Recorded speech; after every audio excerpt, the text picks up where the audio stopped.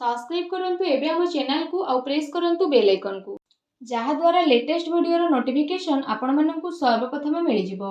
नमस्कार बंधुगण आपण माननकु आम यूट्यूब चैनल को स्वागत। आज रो वीडियो रे आमे आपण माननकु कहिबु 14 तारीख रु 28 तारीख अर्थात ए 15 दिन रो आपणक राशि रो महाराशि फल विषय रे। ए 15 दिन रो समय आपणक पई किपरि साब्यस्त हेबो, ग्रह नक्षत्र हिसाब से किपरि स्थिति रहिबो, ए 15 दिन रे केउ जिनिस रे आपणकु फायदा हेबो, केउ जिनिस रे आपणकु सावधान रहिबाकु पड़िबो, ता सहित 15 दिन रे आपणक लव लाइफ किपरि रहिबो, कैरियर किपरि रहिबो, बिजनेस आउ व्यापार किपरि रहिबो एवं स्वास्थ्य रो महत्वपूर्ण आउ सठिक इनफॉरमेशन वीडियो रे कहिबु। तो वीडियो बहुत ही महत्वपूर्ण, तेणु आरंभ रु शेष पर्यंत वीडियो को पूरा देखंतु। वीडियो को आपण आदौ भी मिस करंतु नहीं।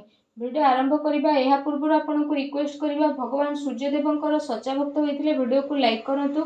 सच्चा दिल रे कमेंट बॉक्स रे जय सूर्यदेव बोली आपण अवश्य लिखंतु, जहा द्वारा भगवान सूर्यंक कृपा आपण को ऊपर आपण को परिवार ऊपर रहइबो। तो आसंतु जानिबा भगवान सूर्यदेवंक आशीर्वाद रु आपण को पई विशेष भाव रे 14 तारीख रु 28 तारीख पर्यंत समय विषय रे, अर्थात 15 दिन रो महत्वपूर्ण समय।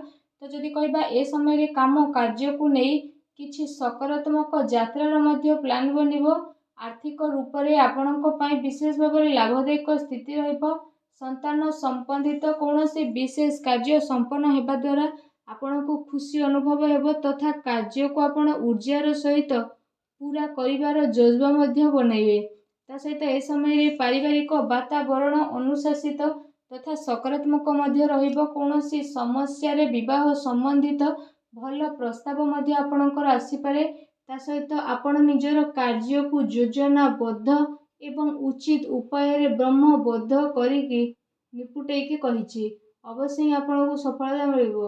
ता सहित किछि समय रु चली आसुथुबा प्रॉब्लम सबु आपणकर जीवन को परिवर्तन मध्य विशेष रूप से करदेव, जो कारण पई आपण निजे निजको बहुत ही अधिक चिंता मुक्त बोली मध्य अनुभव करिवे। ता सहित विदेश रे जाइके अध्ययन करिवे पई मध्य प्रयासरत विद्यार्थी को मध्य अनुकूल प्रयास मिलिबो। एहा सहित जदि कहिबा आपण एहा अनुभव करिवे कि कौनसी विपरीत परिस्थिति रे आपणकर पूरा परिवार कांधरे कांध मिसेकी आपणक साथ रे अछंती। तो सेति पई निजर परिवार को प्राथमिकता ऊपर रखिबा आपणक पई अति आवश्यक। घरर बड़ वृद्ध वरिष्ठ व्यक्ति सहित मध्य विशेष रूप से जदि आमे कहिबा तांको पई भी स्थिति आपणकर बहुत ही भल रहिबो, बहुत बढ़िया रहिबो। प्रतिटी स्थिति आपणक पई बेस्ट रहिबो। आ घरर माहौल आपणकर आहुरी अधिक खुशी भरा रहिबो। सेति पई घरर बड़ वृद्धंक सह वरिष्ठ व्यक्ति सह किछि टाइम आपण अवश्य ही स्पेंड करंतु। पारिवारिक सदस्य को आपणक ठारू किछि भल अपेक्षा रहिबो नाही। आ आपणको एहा पूरा करिवारे समर्थ आसीबे। तांकर पूरा खुशी आपणको बहुत अधिक खुशी प्रदान करिवो। ए समय रे धन रिलेटेड निवेश करिबा पई मध्य समय बहुत भल रहउची। आर्थिक स्थिति को मजबूत करिबारे मध्य आपण आपणकर पूरा ध्यान केंद्रित करिवे। एहा सहित आपण अधिकतर समय आत्म मंथन तथा एकाग्रचित वातावरण रे विशेष रूप से आनिबे, जहा द्वारा आपनको बहुत सारा प्रॉब्लम रु छुटकारा मिल जिवो, खुशी अनुभव करिवे तथा निज भितरे अप्रत्याशित संतोष आ ऊर्जार संचार मध्य आपण विशेष भाव में अनुभव करिवे। एहा सहित ए समय रे अजथा खर्च उपरे नियंत्रण करिबा आपणक पई आवश्यक रहिछि। अटकी थिबा पैसा मामला रे काहा उपरे आखि बंद करी आपण विश्वास करंतु नहीं। घरर वरिष्ठ व्यक्तिंकर परामर्श नै कि आपण काम करंतु। ए स्थिति आपणक पई बहुत भल रहिबो।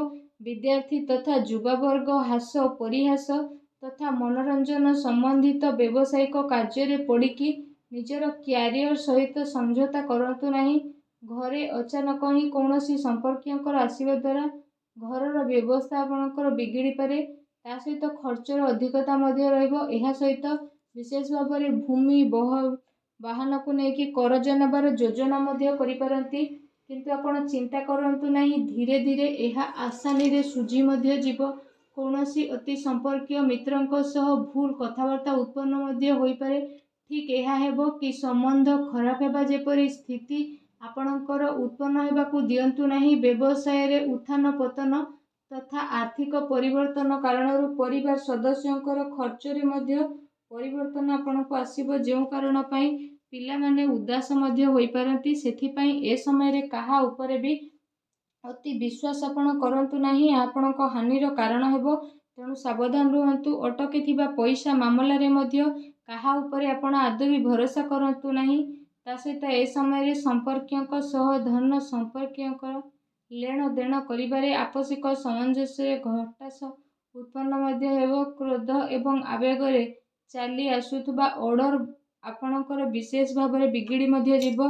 ସେଥିପାଇଁ ଧୈର୍ଯ୍ୟ ଓ ସଂଯମତାର ସହ ଆପଣ କାମ କରିବା ପାଇଁ ଚେଷ୍ଟା କରନ୍ତୁ। ଏହା ସହିତ ଯଦି କହିବା, ଆପଣ ଆପଣଙ୍କ ପରିବାରର ଜରୁରତକୁ ନଜରଅନ୍ଦାଜ ଆଦୌ ବି କରନ୍ତୁ ନାହିଁ। ଆପଣଙ୍କର କୌଣସି ଅତି ସମ୍ପର୍କୀୟ ମିତ୍ର ବିଶେଷ ଭାବରେ କୌଣସି ଯୋଜନା କିମ୍ବା ଆପଣଙ୍କ ବିରୁଦ୍ଧରେ କିଛି ସାଜିଶ ବା ଷଡ଼ଯନ୍ତ୍ର କରିପାରେ। ତା ସହିତ ଏ ସମୟରେ ଧନର ନିବେଶ ସମ୍ବନ୍ଧିତ ନିର୍ଣ୍ଣୟରେ କାଫି ଭାବି ଚିନ୍ତି ଆଉ ପୁରା ଯାଞ୍ଚ ପଡ଼ତାଳ କରିନେବାର ବିଶେଷ ଭାବରେ ଆବଶ୍ୟକତା ରହିଛି। ଅନ୍ୟଥା ଆପଣଙ୍କୁ ଭାରି ହାନି ହୋଇପାରେ। ତେଣୁ ସାବଧାନ ରୁହନ୍ତୁ। ଆସନ୍ତୁ ଜାଣିବା ଆପଣଙ୍କ ଲଭ୍ ଲାଇଫ୍ ବିଷୟରେ। ଏ ସମୟରେ ପତି ପତ୍ନୀଙ୍କ ଭିତରେ ଚାଲି ଆସୁଥିବା ଭୁଲ ବୁଝାମଣା ମତଭେଦର ସମାପ୍ତ ହେବ ତଥା ପାରିବାରିକ ମାହୋଲ ମଧ୍ୟ ସୁଖଦପୂର୍ଣ୍ଣ ରହିବ। ପରିବାରର ବାତାବରଣ ସୁଖଦପୂର୍ଣ୍ଣ ମଧ୍ୟ ରହିବ। ଘରର ସବୁ ସଦସ୍ୟଙ୍କର ଆପୋଷିକ ତାଳମେଳ ଘରେ ସକାରାତ୍ମକ ଊର୍ଜାକୁ ମଧ୍ୟ ଆଣିବ। ତା ସହିତ ଜୀବନ ସାଥୀଙ୍କ ସହ ସମ୍ବନ୍ଧରେ ମଧ୍ୟ ଆହୁରି ଅଧିକ ଘନିଷ୍ଠତା ଆସିବ। ଯୁବା ବର୍ଗ ପ୍ରେମ ପ୍ରସଙ୍ଗ ତଥା ସୋସିଆଲ ମିଡ଼ିଆରେ ନିଜର ଟାଇମକୁ ଆଦୌ ବି ଖରାପ କରନ୍ତୁ ନାହିଁ। ବୈବାହିକ ଜୀବନ ସୁଖଦପୂର୍ଣ୍ଣ ରହିବ। କୌଣସି ପୁରୁଣା ମିତ୍ରଙ୍କ ସହ ଅଚାନକ ସାକ୍ଷାତ ଆପଣଙ୍କୁ ଖୁସି ଆଉ ନୂଆ ଊର୍ଜା ପ୍ରଦାନ କରିବ। ଏ ସମୟରେ ଘରେ ସୁଖ ଶାନ୍ତିର ବାତାବରଣ ରହିବ। ପ୍ରେମ ସମ୍ବନ୍ଧକୁ ଆପଣଙ୍କୁ ସ୍ୱୀକୃତି ମିଳିବା କାରଣରୁ ମନରେ ଗୋଟେ ନୂଆ ଆଶା ମଧ୍ୟ ବିଶେଷ ଭାବରେ ରହିବ। ଯଦି ବ୍ୟବସାୟ କ୍ୟାରିୟର ବିଷୟରେ କହିବା, ତ ଏ ସମୟରେ ଆପଣଙ୍କର ଉଦାରତା ତଥା ମୃଦୁଭାଷୀ ସ୍ୱଭାବ ଦ୍ୱାରା ବ୍ୟାପାରିକ ସମ୍ବନ୍ଧ ଆହୁରି ଅଧିକ ଭଲ ବନିବ। କିନ୍ତୁ ନିଜର ପ୍ରଡକ୍ଟର କ୍ୱାଲିଟିକୁ ନେଇକି ଆହୁରି ଅଧିକ ବେହତରୀନ କରିବା ଆପଣଙ୍କ ପାଇଁ ଅତି ଆବଶ୍ୟକ ରହିଛି। ନିଜର କାମ କାର୍ଯ୍ୟରେ ସତର୍କ ରୁହନ୍ତୁ। ଫାଇଲକୁ ସଜାଡ଼ିକି ରଖନ୍ତୁ। କୌଣସି ବ୍ୟକ୍ତି ଏହାର ଦୁରୁପଯୋଗ କରିପାରେ। ତା ସହିତ ଏ ସମୟରେ ବ୍ୟାପାରରେ ବିସ୍ତାରର ଯୋଜନା ମଧ୍ୟ ଆପଣ ବହୁତ ଅଧିକ ଗମ୍ଭୀରତାର ସହ ବନେଇବେ। ତା ସହିତ ଆପଣ ପ୍ରତିଟି ଜିନିଷର ଗୁଣବତ୍ତା ଉପରେ ଧ୍ୟାନ ଦେବାର ଆବଶ୍ୟକତା ରହିଛି। ମାର୍କେଟିଂ ତଥା ଜନ ସମ୍ପର୍କର ଦାୟରା ବହୁତ ଅଧିକ ବିସ୍ତୃତ କରିବାରେ ଆପଣ ଆପଣଙ୍କ ଧ୍ୟାନ କେନ୍ଦ୍ରିତ କରନ୍ତୁ। ଚାକିରିରେ କେତେ ସାରା ସ୍ଥିତିକୁ ସୁଗମତାର ସହ ଆପଣ କରିବା ପାଇଁ ଚେଷ୍ଟା କରନ୍ତୁ।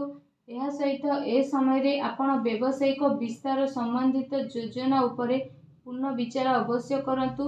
କୌଣସି ଛୋଟ ବଡ଼ ନିର୍ଣ୍ଣୟ ନେବା ସମୟରେ କାହାର ବି ମାର୍ଗ ନିଃଶ୍ୱାସ ଆପଣ ନିଅନ୍ତୁ ନାହିଁ।